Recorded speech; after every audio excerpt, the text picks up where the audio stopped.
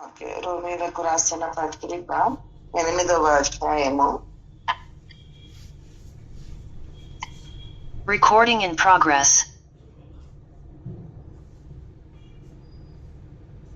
9వ వచనం మనం చూసినట్లయితే, దేవుని ఆత్మ మీరు నివసించినట్లా మీరు ఆత్మ స్వభావం గలవారే గాని శరీర స్వభావం గలవారు కారు. ఎవడైనను క్రీస్తు ఆత్మ లేనివాడైతే వాడు ఆయన వాడు కాదు. క్రీస్తు మీలో ఉన్న ఎడల మీ శరీరము పాప విషయమే మృతమైనది కానీ మీ ఆత్మ నీతి విషయమై జీవము కలిగినది. మృతులలో నుండి యేసును లేపిన వాని ఆత్మ మీలో నివసించిన ఎడల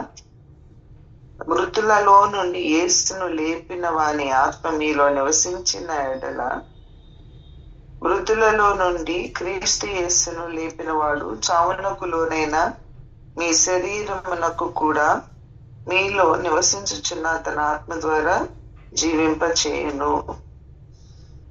కాబట్టి సహోదరులారా, శరీరానుసారముగా ప్రవర్తించుటకు మనము శరీరమునకు రుణస్థులము కాదు. మీరు శరీరానుసారముగా ప్రవర్తించిన ఎడల చావవలసిన వారు ఎందురు గాని ఆత్మ చేత శరీర క్రియలను చంపిన ఎడల జీవించెదరు. సో ఇక్కడ మనం చూస్తే శరీరానికి ఆత్మకు డిఫరెన్స్ మనకి కనిపిస్తా ఉన్నాయి. సో దేవుని ఆత్మ మనలో నివసించినప్పుడే మనము మరి దేవుని బిడ్డలము అవుతాము.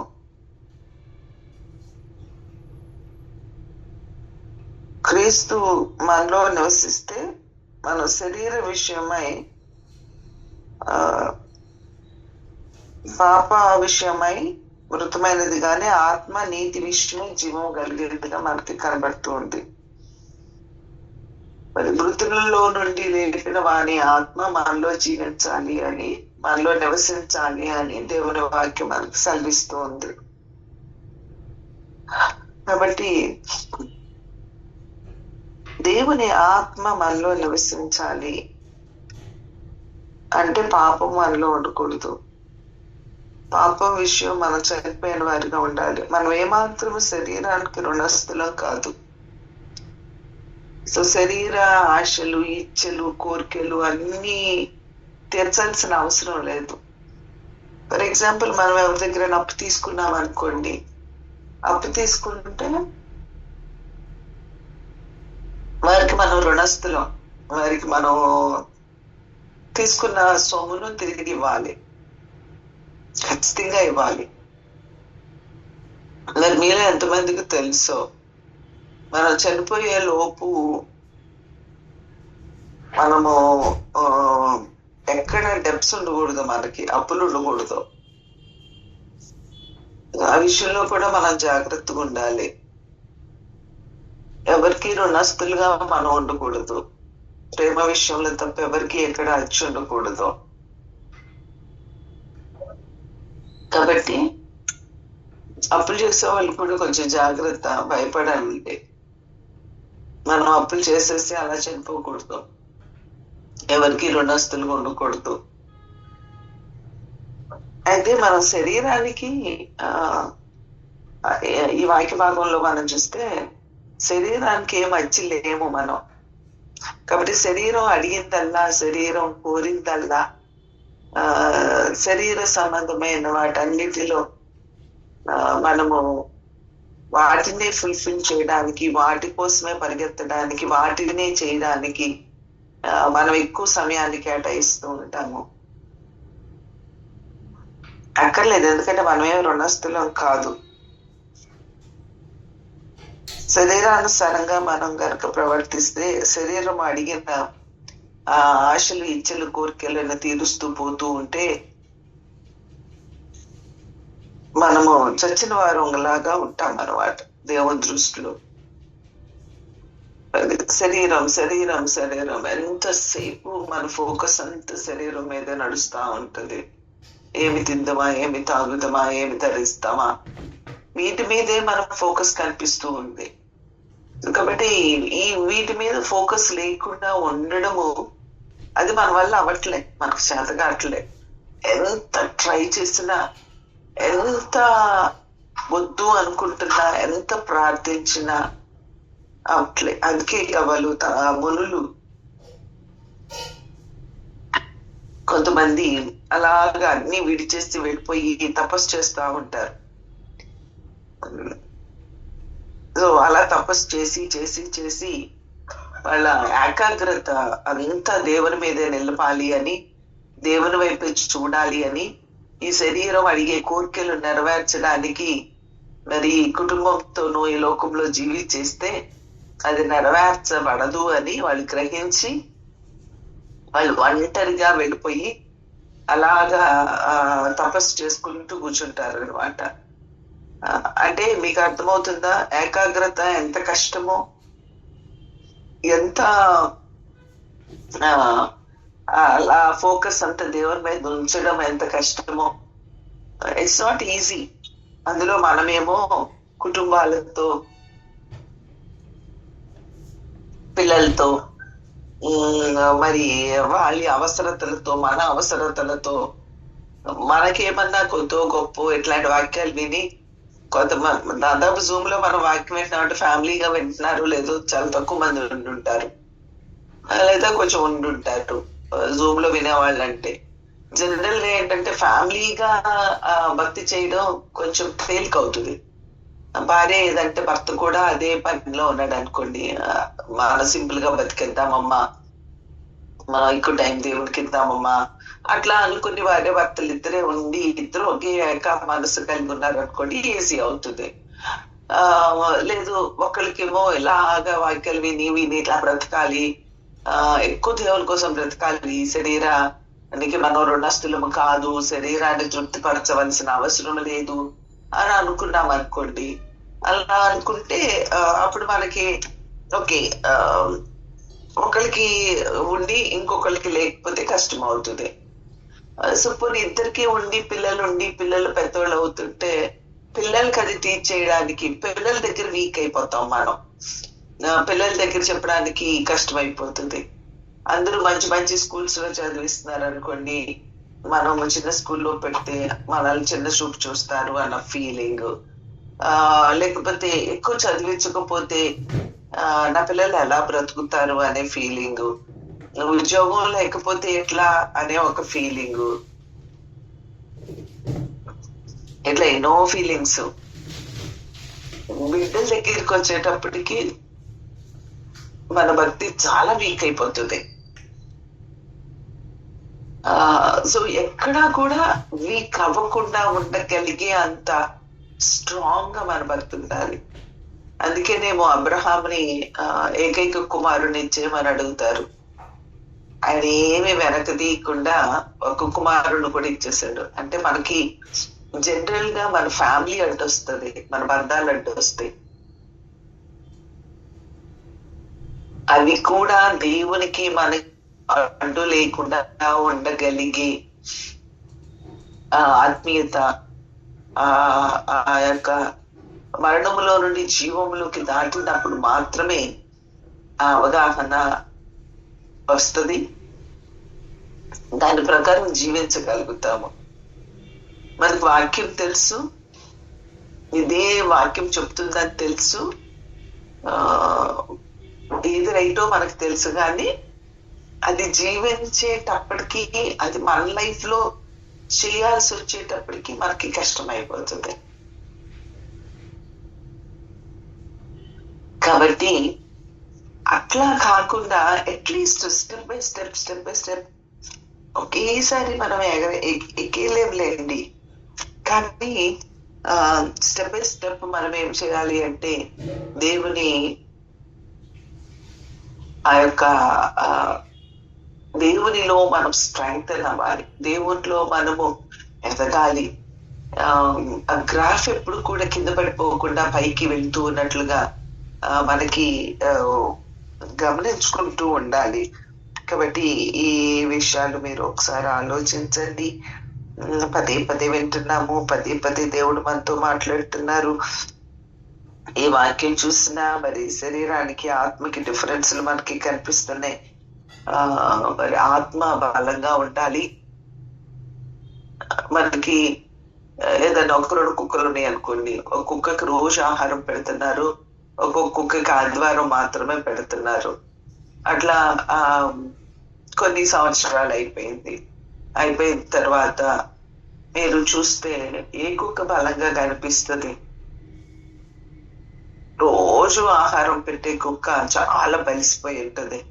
అప్పుడప్పుడు ఆదివారము, లేకపోతే ఏదో బుధవారము, శనివారము ఏదో కొంచెము అట్లా వేస్తే అది ఎలా బలంగా ఉంటది? బలహీనంగా ఉంటది. అట్లనే మనకి మన బాడీలో 2 ఉన్నాయి, ఒకటి ఆత్మ, ఒకటి శరీరం. సో మనం రోజు ఆత్మని ఎక్కువ పోషిస్తున్నామా, శరీరాన్ని ఎక్కువ పోషిస్తున్నామా? ఏది బలంగా ఉంది? దేన్ని పోషిస్తే అది బలంగా ఉంటది, దేన్ని పోషించకపోతే అది బలహీనంగా ఉంటది. సో మనం ఆత్మను పోషిస్తున్నామా, శరీరాన్ని పోషిస్తున్నామా అని మనం అర్థం చేసుకుంటే మనకి తెలిసిపోతుంది. ఎక్కువ టైం దేనికి ఇస్తున్నాం, శరీర సాధనకి ఇస్తున్నామా, ఆత్మీయ సాధనకి ఇస్తున్నామా అనేది మనకు అర్థమైపోతుంది. సో మన ఎఫర్ట్ దేని మీద ఉంది, మన ఖర్చు దేని మీద ఉంది, మనం దేనికోసం ప్రయాసపడుతున్నాం, దేనికోసం తాపత్రయపడుతున్నాం, ఎక్కువ దేనికోసం ప్రయాసపడుతున్నాం, ఇవన్నీ క్యాలిక్యులేట్ చేసుకోగలం కదా మనం. సో వీళ్ళన్నిట్లో దేంట్లో ఎక్కువ ఉంది మనకి చూడండి ఒకసారి. ఏది మనల్ని పోషించగలుగుతుందో చూడండి, ఏది మనం దేన్ని పోషిస్తున్నాము, ఏది బలంగా ఉందో ఆలోచించండి. ఆలోచిస్తే మనకే అర్థమైపోతుంది. మనం ఎంత భక్తి చేస్తున్నాం అనుకుంటున్నా కానీ మనకు అర్థమవుతుంది ఏంటి అంటే శరీరమే ఎక్కువగా డామినేట్ చేస్తుంది అనేది మనం అర్థం చేసుకుంటున్నాం. అందుకే ఇక్కడ ఆత్మ చేత శరీర క్రియలను చంపితే మనం జీవిస్తాము. ఆత్మ చేత శరీర క్రియలను చంపాలి. అవి చంపకపోతే మనం జీవించడం చాలా కష్టం. కాబట్టి ఆత్మ చేత శరీర క్రియలను చంపడానికి మనము శక్తి పొందుకోవాలి. మన ఆత్మ బలంగా ఉన్నప్పుడే శరీర క్రియలను చంపగలుగుతుంది. కాబట్టి ఆత్మలో పూర్ణులుగా ఉండడానికి సిద్ధపడదాం. ఎక్కువగా ప్రాక్టీస్ చేయాలి. ఎక్కువ ప్రార్థన చేయమంటాం అంటే ప్రార్థన చేయొద్దని కాదు నా ఉద్దేశం. ప్రార్థన చేయడము సాధన కాదు, ప్రాక్టీస్ చేయడము. శరీర క్రియలు వచ్చినప్పుడు అప్పుడు దేవుని శక్తి చేత మనం ఏం చేయాలి అంటే అది ఫర్ ఎగ్జాంపుల్ మనకి ఒక మాట మాట్లాడాల్సి వచ్చింది, అప్పుడు వద్దులే ఈ మాట మాట్లాడొద్దు, ఈ మాట ఎదుటి వారికి గాయం రేపుతుంది, ఇది శరీర సంబంధంగా అయితే ఇలా రెస్పాండ్ అవుతాను. కానీ దేవుడు ఎలా రెస్పాండ్ అయ్యాడు? ఆయన మీద నింద పడింది కానీ ఆయన మౌనంగా ఉన్నారు. వదకు తేబడిన గొర్రెపిల్ల వల్లే మౌనంగా ఉన్నారు. నేను మౌనంగా ఉంటాను. సో మాట్లాడాలి అనిపిస్తుంది శరీరము, కానీ ఆత్మక్రియ ఏంటి అంటే ఆత్మ చేత మీరు ఏం చేస్తారు? ఆ శరీర క్రియ అంటే మాట్లాడాలి, పోట్లాడాలి, అరవాలి, కేకలేయాలి అని అనిపిస్తూ ఉన్న ఆ శరీర క్రియను చంపేసి అది జీవించకుండా మన జీవితంలో చేసి ఆ శరీర క్రియను చంపడం ద్వారా ఆత్మ జీవింపజేస్తున్నాము అని మనకు అర్థమవుతుంది. సో అట్లా ప్రతి ఇన్సిడెంట్ లో ఒక చెడ్డ తలంపు వచ్చింది, ఒక చెడ్డ చూపు వచ్చింది, లేదా ఒక నెగిటివ్ ఆలోచన వచ్చింది, లేదా ఒక నెగిటివ్ థాట్ మనకు వచ్చింది, అట్లా ఏదన్నా చూసుకుంటే అది శరీర సంబంధమైంది. ఆ శరీర సంబంధమైన దాన్ని మనము ఆత్మ చేత చంపివేయాలి. అంటే దానిని మనలో నివసించనీయకూడదు, మనలో ఆ థాట్స్ రానివ్వకూడదు. అలాగా అది ప్రాక్టీస్ చేయడం అనమాట. అలాంటి సిచ్యువేషన్ వచ్చినప్పుడు దానికి రిలేటెడ్ ఏమైతే వాక్యాలు విన్నామో దాని రిలేటెడ్ ఏమైతే మన దేవునితో నిబంధన చేసుకుంటున్నామో దాని రిలేటెడ్ ఏదైతే దేవునికి మనము కమిట్ అయ్యామో, నేను ఎలా ఉంటానని చెప్పాను నీకు, మరి ఈ సిచ్యువేషన్ లో నాకు స్ట్రెంగ్త్ చేసి ఇదిగో నీ ఆత్మ చేత నన్ను నింపు, మృతులలో నుండి నిన్ను లేపిన ఆత్మ నాలో నివసిస్తుంది కనుక ఇదిగో నేను ఇక ఎన్నడూ చచ్చిన వాడిగా నేను బ్రతకలేను.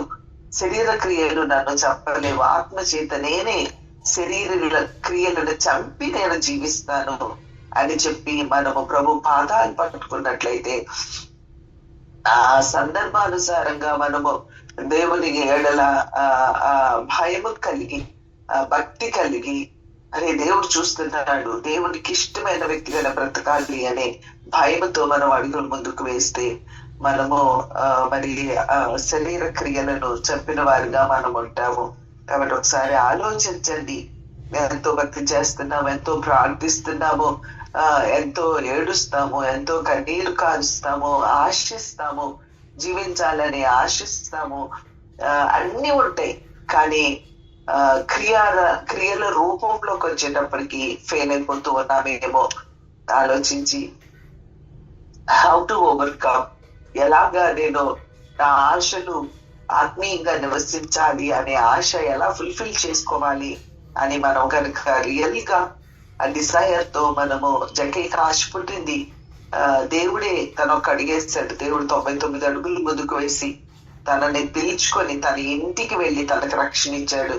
అలానే మనకు కొంచెం ఆశ, అది మనల్ని దేవుడే మన దగ్గరికి వచ్చి, దేవుడే మనల్ని మన ఇంటికి వచ్చి, దేవుడే మన హృదయంలోనికి వచ్చి మనల్ని కూడా అబ్రహాము కుమారులుగా కుమార్తెలుగా చేయడానికి ఆయన ఆశపడుతూ ఉన్నారు. ఇంతకాలం ప్రార్థన చేసి, ఇంతకాలం భక్తి చేసి మనము దేవుని యొక్క మహిమను పొందలేకపోయినట్లయితే, దేవుని యొక్క రాజ్యానికి వారసులము కాకపోయినట్లయితే, మరి పరిశుద్ధ ఆత్మ మనలో నివసించకపోయినట్లయితే, మనము శరీర క్రియలను ఆత్మ చేత చంపకపోయినట్లయితే వాట్ ఈస్ ద యూజ్ అండి?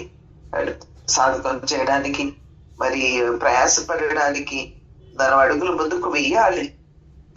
కీప్ ఆన్ ట్రయింగ్, అస్సలు విడిచిపెట్టద్దు. గెయిన్ అంటే గెయిన్, పడిపోయావా మళ్ళీ మళ్ళీ మళ్ళీ ప్రయత్నించు. ఆ పునరుద్ధాన శక్తిని ఆశ్రయించి, ఆ మృతులలో నుండి యేసును లేపిన ఆ యొక్క పునరుద్ధాన శక్తిని, ఆత్మ మీరు ఆహ్వానించండి, ప్రభుని అడగండి. మరి నీవు కూడా ఆ యొక్క పాపాల చేత అపరాధాల చేత చచ్చిన స్థితిలో ఉన్న ఆ యొక్క స్థితి నుంచి దేవుడు మనల్ని కూడా లేవనెత్తాలి అంటే ఆ శక్తి మనలో లేనిది, ఆ ఆత్మ మనలో లేనిది మనము జీవించలేము. కాబట్టి ప్రభుని అడిగి ఆ యొక్క ఆత్మను మనం సంపాదించుకుంటే అది మనకి మేలు. మరి దాస్యపు ఆత్మను మీరు పొందలేదు కానీ దత్తపుత్రాత్మను పొందితిరి, ఆత్మ కలిగిన వారమై మనము అబ్బా తండ్రి అని మొరపెట్టుచున్నాము. సో ఆత్మ చేత మనం నడిపించబడాలి, అప్పుడు మనం దేవుని కుమారులమై ఉంటాము.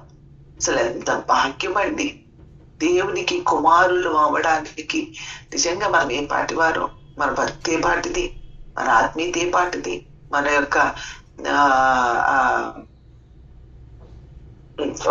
నీతి, మనం చేస్తున్న ఆ నీతి క్రియలు అనుకుంటున్నవి ఏ పాటి వంటి, అసలు మనమేంటి, దేవుని కుమారులు అవ్వడం ఏంటి, ఎంత అసలు మన హృదయం చూస్తే నలుగురి యొక్క హృదయము ఘోరమైన వ్యాధి కలది అని చెప్తున్నారు. అది ఎంత భయంకరమైనటువంటి హృదయము, ఎంత అసహ్యకరమైన హృదయము. మన క్రియల్ని మనం చూసుకుంటేనే, మన స్వభావాలని మనం చూసుకుంటేనే, మన అంతరంగాన్ని మనం పరిశీలన చేసుకుంటేనే చిచ్చి ఇంకా ఏ స్వభావాలు ఏంటబ్బా అనిపిస్తా ఉంటది. అలాంటి స్వభావాలు కలిగిన, అలాంటి బ్రతికిన అసలు మన శరీర అవయవాల్లో ఏదైనా పరిశుద్ధంగా ఉందా? మన తలంపుల్లో ఏదైనా అది మన యొక్క తలంపులు ఎలాంటి కేవలము అవి చెడ్డవిగా ఉంటాయి. లోత బ్రతుకు మంది, ఆ ఇంటెన్షన్స్, లోపల ఉద్దేశాలన్నీ ఎంత అసూయతో, ఎంత కుళ్ళుతో, ఎంత స్వార్థముతో, ఎంత భయంకరమైనటువంటి ఆ యొక్క బ్రతుకులండి.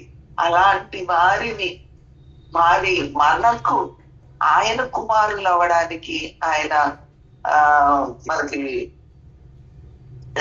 ద ఫస్ట్ ఆపర్చునిటీ ఆయన మనకి ఇస్తున్నారు. కాబట్టి దేవుని కుమారులై ఉండాలి అంటే దేవుని ఆత్మ చేత మనము నడిపించబడాలి. మనకి దత్తపుత్ర ఆత్మని ఇచ్చారు. ఓకే, అలాంటి నిజంగా అందుకే ఆయనకి మన మొర ఎలా ఉండాలంటే, అలా సొంత బిడ్డలు అమ్మా అని అడిగితే ఎట్లుంటుంది, నానా అని అడిగితే ఎట్లుంటుంది, బయట వాళ్ళు చమా ఆకలేస్తుంది అంటే ఎట్లా ఉంటది. సో ఏ స్టేజ్ లో మనం ఉన్నాము అనేది మనం అర్థం చేసుకోవాలి. సో దేవుని యొక్క కుమారులుగా దత్తపుత్రులుగా ఉండగలిగి, భాగ్యాన్ని వారసులుగా ఉండగలిగి, భాగ్యాన్ని దేవుడు మనకి ఇచ్చాడు. అయితే ఎప్పుడు అయితే దత్తపుత్రులు అవుతామో అప్పుడు ఏమవుతుందో తెలుసా, క్రీస్తుతో కూడా మహిమ పొందుటకు ఆయనతో శ్రమ పడిన ఎడల క్రీస్తు తోటి వారసులము అవుతాము. ఆయనతో శ్రమ పొందిన ఎడల అంటే శ్రమలో కూడా ఆయనతో మనం పాలు పంపులు పొందాలి. ఆయన పడిన ప్రతి దానిలో వీఆర్ దేర్. ఆయనలో మనం ఉన్నప్పుడు ఆయన పొందిన అవమానాల్లో మనం ఉన్నాం, ఆయన పొందిన సిలువ దెబ్బల్లో మనం ఉన్నాము, ఆయన పొందిన ప్రతి గాయములో మనము ఉన్నాము. ఆయన అవమానాలు, నిందలు, ఆ సిలువ మోసిన విధానం, ఆ గెత్సెమనేలో ఆ కన్నీటి ప్రార్థనలో మనమున్నాము. ఆ రక్తము అది చిట్లి చెమట గ్రంథుల్లో కూడా చెమటలాగా బయటకు వచ్చిన ఆ సిచ్యువేషన్ లో మనము ఉన్నాము. ఆ సిలువలో వ్రాలాడుతూ ఉన్నప్పుడు మనము ఉన్నాము. ప్రతి పంచ గాయాలలో మనము ఉన్నాము. ఆయన తిరిగి లేచినప్పుడు మనము ఉన్నాము.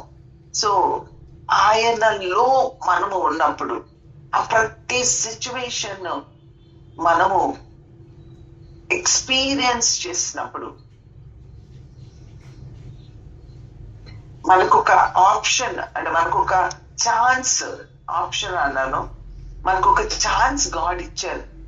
మనకు ఒక లైఫ్ ఇచ్చి, మనకు ఒక బాడీని ఇచ్చి, ఆ బాడీని లోకంలోనికి పంపించి, ఇదిగో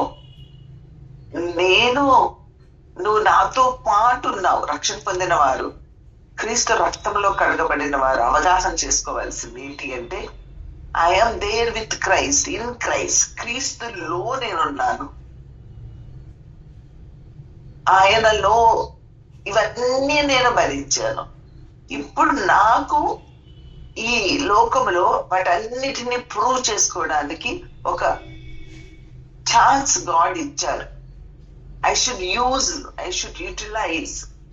ఈ యొక్క ఛాన్స్ ని మిస్ చేసుకోవద్దు. నేను ఆయనతో పాటు నేను ఉన్నాను అని ప్రూవ్ చేసుకోవడానికి ఇదిగో ఈ లైఫ్ లో నేను చూపిస్తాను. ఆయనలాగా క్షమిస్తా, ఆయనలాగా ప్రేమిస్తా, ఆయనలాగా భరిస్తా, ఆయనలాగా ప్రార్థిస్తా, ఆయనలాగా నిస్వార్థంగా ఉంటా, ఆయనలాగా నేను ఆయనతో పాటు అన్ని అనుభూతులు పొందాను. కాబట్టి అవన్నీ ఇప్పుడు ప్రూవ్ చేయడానికి దిస్ ఇస్ రైట్ టైం. ఒకే ఒక్క లైఫ్, ఇంకొక జీవితం లేదు. ఈ ఒక్క జీవితంలో నేను క్రీస్తుతో పాటు ఉన్నాను అని ప్రూవ్ చేసుకోవడానికి నేను ప్రయాసపడతాను అని మనము ఒక స్ట్రాంగ్ డెసిషన్ తీసుకోవాలి.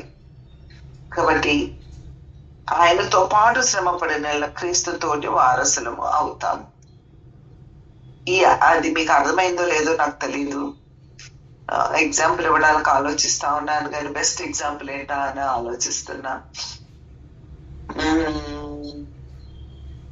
ఓకే, ఫర్ ఎగ్జాంపుల్ ఒక మదర్ ఉంది. ఆ మదర్ ప్రెగ్నెంట్ ఉంది అనుకుందాము. ప్రెగ్నెంట్ ఉన్నప్పుడు తను అంటే మదర్ దేని గుండా వెళ్తూ ఉంటే ఆ లోపల బేబీ కూడా was going through all those, దాని గుండానే వెళ్తూ ఉంది. అట్లా అంటే మనము క్రీస్తు వేరు కాదు. ఆయన ఆత్మే మనలో ఉంది, ఆయనే మనలో ఉన్నారు. ఎప్పుడైతే మనం ఆయన రక్తంతో కడగబడతామో ఆయన మనలో నివసిస్తారు.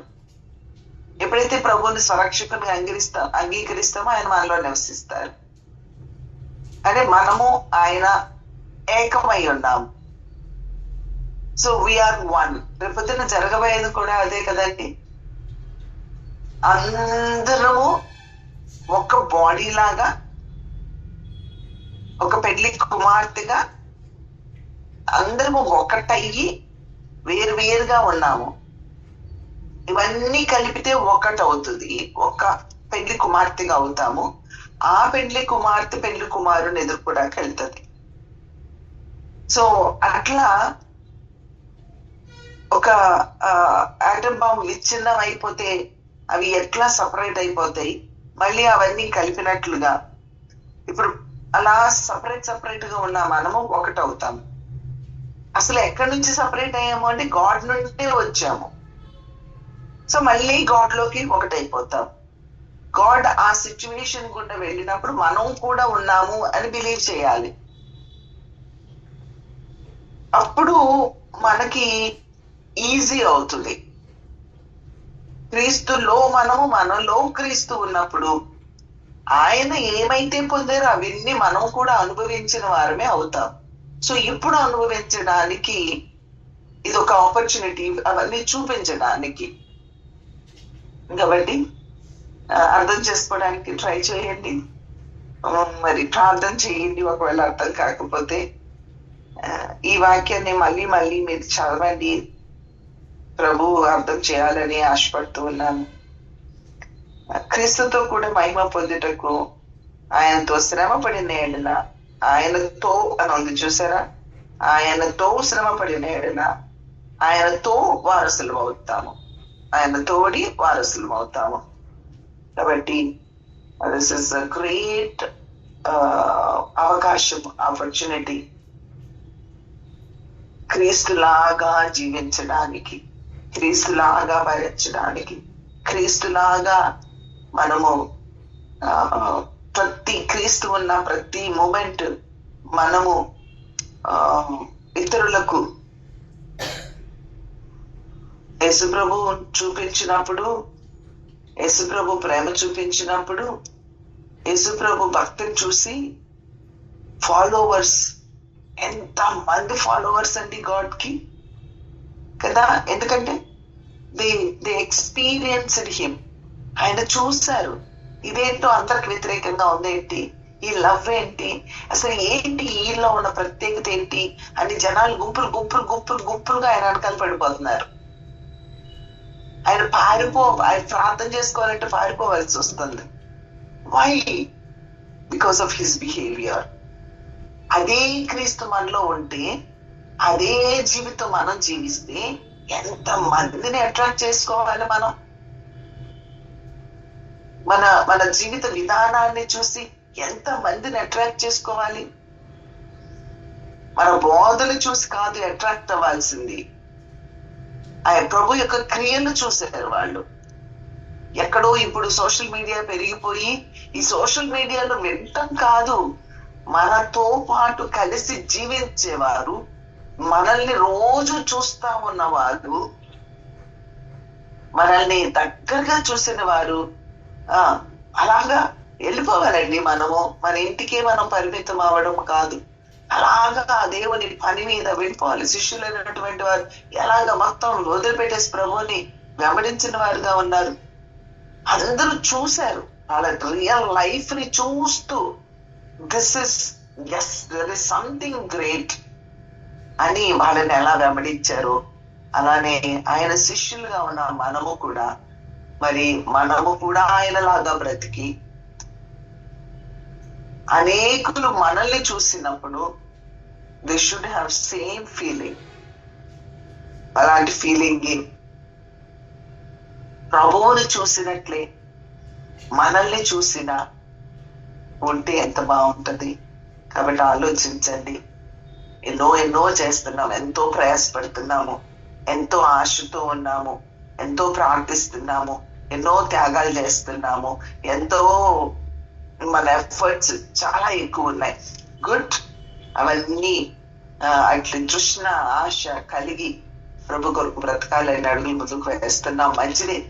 ఫలించే తీగల్లో మరి ఎక్కువగా ఫలించాలి అంటే అందులో కూడా పనికిరాని తీగల్ని తీసేయాలి అన్నట్లుగా, మరి ఎంతో ఫలిస్తున్నాం అనుకున్న, ఆత్మీయంగా ఉంటున్నాం అనుకున్న మన జీవితంలో ఇంకా ఎక్కువగా ఫలించాలి అంటే క్రీస్తు స్వరూప్యంలోనికి రావాలి అంటే, రూపాంతరపరచబడిన అనుభవంలోనికి రావాలి అంటే, సో ఎస్, మనలో ఉన్న ఇంకా ఆ పనికిరాని తీగలను ప్రూవ్ చేయకపోతే, కట్ చేయకపోతే మరి ఆ యొక్క స్టేట్ కి మనం ఎదగలేమేమో.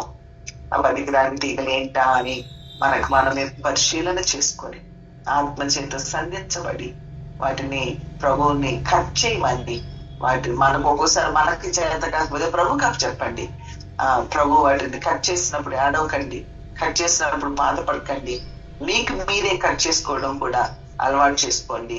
చేసుకున్నప్పుడు దేవునికి ఎక్కువగా, ఆత్మని ఎక్కువగా మనం పోషించగలిగితే, ఆత్మని ఎక్కువగా ఫీడ్ చేయగలిగితే ఆత్మ బలంగా ఉంటుంది. ఎప్పుడైతే ఆత్మ బలంగా ఉంటుందో అప్పుడు శరీర కార్యాలు మనము చంపగలం. ప్రార్థన చేసుకుందాం. కాబట్టి చిన్న వాక్యాన్ని విన్నవారు మీ హృదయానికి తాకిన విషయాలు మరి